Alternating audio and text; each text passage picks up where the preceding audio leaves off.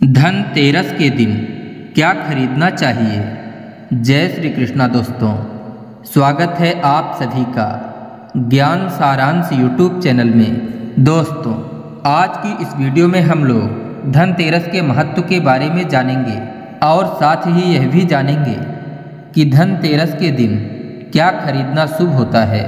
तो वीडियो को अंत तक जरूर देखिएगा, क्योंकि इस वीडियो में आपको सही और सटीक जानकारी प्राप्त होने वाली है। आइए सबसे पहले जान लेते हैं कि धनतेरस कब और क्यों मनाया जाता है। दोस्तों, धनतेरस प्रत्येक वर्ष कार्तिक मास के कृष्ण पक्ष की त्रयोदशी तिथि को मनाया जाता है। धनतेरस का त्यौहार दिवाली से 2 दिन पहले आता है। पौराणिक मान्यताओं के आधार पर धनतेरस के ही दिन आयुर्वेद के देवता धन्वंतरी जी का जन्म समुद्र मंथन के दौरान हुआ था। धन्वंतरी जी को भगवान विष्णु का ही अवतार माना जाता है। धन्वंतरी जी का जन्म कार्तिक माह के कृष्ण पक्ष की त्रयोदशी तिथि को हुआ था। तभी से धनतेरस मनाया जाने लगा। इस दिन लोग अपने घरों को सजाते हैं, कुछ लोग व्रत भी रखते हैं और भगवान धन्वंतरी की पूजा करते हैं। धनतेरस का महत्व स्वास्थ्य और समृद्धि से जुड़ा हुआ है, इसीलिए लोग उनसे स्वास्थ्य और समृद्धि की कामना करते हैं। दोस्तों, धनतेरस के दिन खरीदी करना भी बेहद ही शुभ माना जाता है। शास्त्रों में वर्णित है कि धन्वंतरी जी का प्रिय धातु पीतल है, इसलिए पीतल के बर्तन खरीदना बहुत ही शुभ माना जाता है। ऐसी भी मान्यता है कि धनतेरस के दिन खरीदी गई वस्तु में लगभग 13 गुना की वृद्धि होती है। इसीलिए तो ज़्यादातर लोग सोने चांदी के आभूषण एवं घरेलू उपयोग के लिए बर्तन इत्यादि भी खरीदते हैं। लेकिन आपको इस बात का ध्यान रखना चाहिए कि धनतेरस के दिन कोई भी ऐसी वस्तु ना खरीदें जो अशुभ फल देने वाले होते हैं। धनतेरस के दिन माँ लक्ष्मी, कुबेर देवता और धन्वंतरी भगवान की पूजा करने से घर हमेशा धन धान्य से भरा रहता है। इस दिन यदि आप सोने चांदी या अन्य महंगी सामग्री नहीं खरीद पाते हैं तो आपको इस दिन कुछ ना कुछ अवश्य ही खरीदना चाहिए। तो आइए जानते हैं कि धनतेरस के दिन क्या क्या खरीदना शुभ माना जाता है। पहला, झाड़ू। दोस्तों, धनतेरस के दिन नई झाड़ू खरीदना बहुत ही शुभ माना जाता है, क्योंकि झाड़ू को माँ लक्ष्मी जी का प्रतीक माना जाता है। ऐसी मान्यता है कि धनतेरस के दिन खरीदे गए झाड़ू को पूजा करने के बाद उस झाड़ू से सफाई करने पर घर की नकारात्मकता दूर होती है, जिससे घर में सुख समृद्धि का वास हो जाता है। दूसरा, खड़ी धनिया।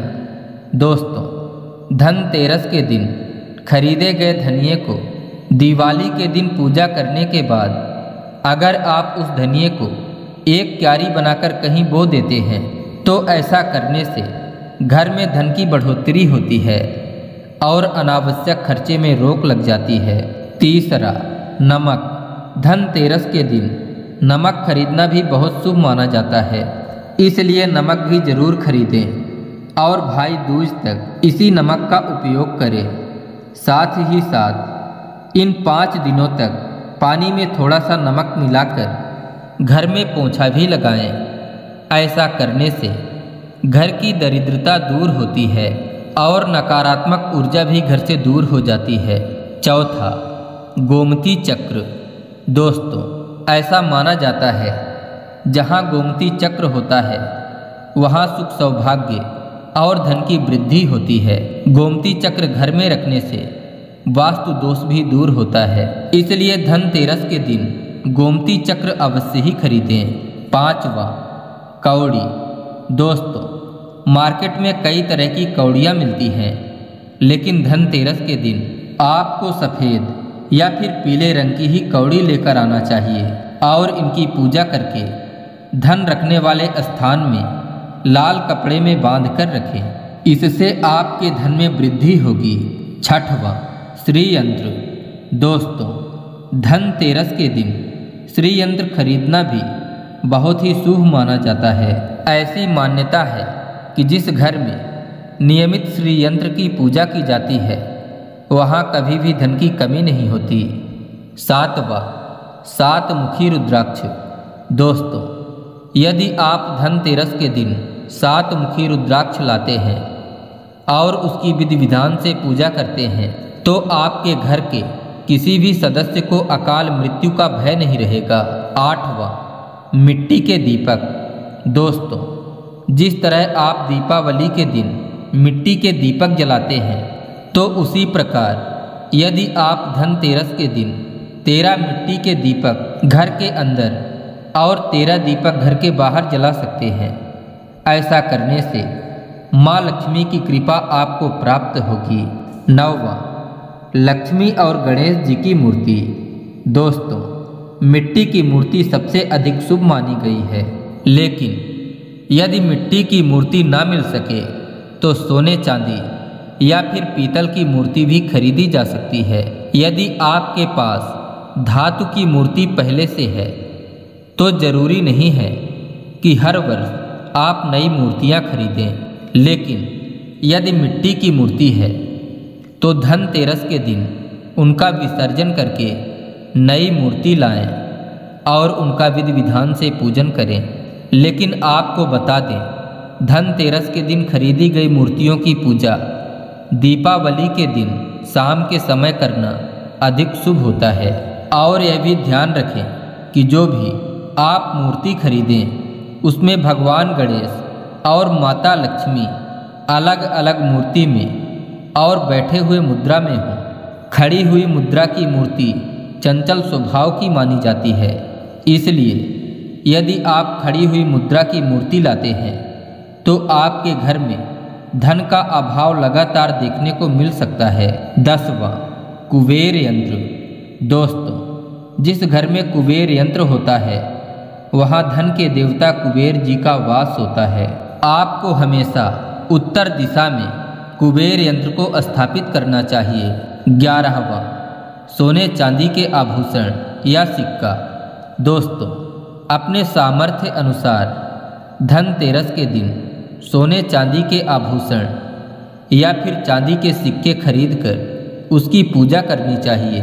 अगर आप सोने चांदी के आभूषण नहीं खरीद सकते तो कुछ ना कुछ धनतेरस के दिन जरूर खरीदें। 12वां, नए बर्तन। दोस्तों, ज़्यादातर लोग धनतेरस के दिन नए बर्तन जरूर खरीदते हैं, लेकिन नए बर्तनों में भी पीतल का बर्तन खरीदना सबसे अधिक शुभ माना जाता है। लेकिन बर्तनों में धनतेरस के दिन लोहे के बर्तन भूलकर भी नहीं खरीदना चाहिए। लोहे के बर्तन धनतेरस के दिन खरीदने से शनि दोष लगता है, जिससे आपके घर में नई नई परेशानियां आने लग जाती हैं। 13वां, पूजा सामग्री और पुस्तकें। दोस्तों, यदि आप अभी तक बताई गई 12 सामग्री नहीं खरीद सकते तो धनतेरस के दिन पूजा से संबंधित कोई भी वस्तु खरीदते हैं तो धनतेरस पूजा का फल आपको अवश्य ही प्राप्त होगा। दोस्तों, ये तो थे धनतेरस के दिन क्या खरीदना चाहिए उसकी जानकारी। अब आइए अंत में जान लें कि धनतेरस के दिन हमें क्या नहीं खरीदना चाहिए।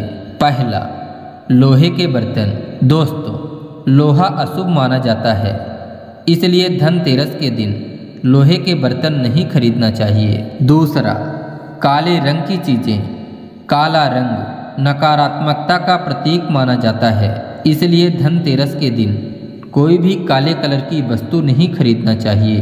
तीसरा, पुरानी या उपयोग की हुई चीज़ें। धनतेरस के दिन पुरानी या उपयोग की हुई चीज़ें भी नहीं खरीदना चाहिए, यह अशुभ फल देने वाली होती है। चौथा, कांच के बर्तन।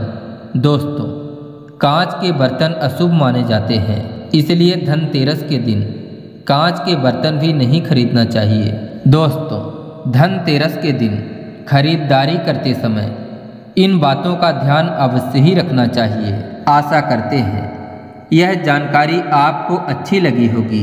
इसी तरह की और भी जानकारियों को पाने के लिए वीडियो को एक लाइक ज़रूर करिएगा, और यदि चैनल को सब्सक्राइब ना किए हो तो कृपया चैनल को सब्सक्राइब भी ज़रूर कर लीजिएगा और जाते जाते कमेंट बॉक्स में लिख दीजिएगा जय माँ लक्ष्मी।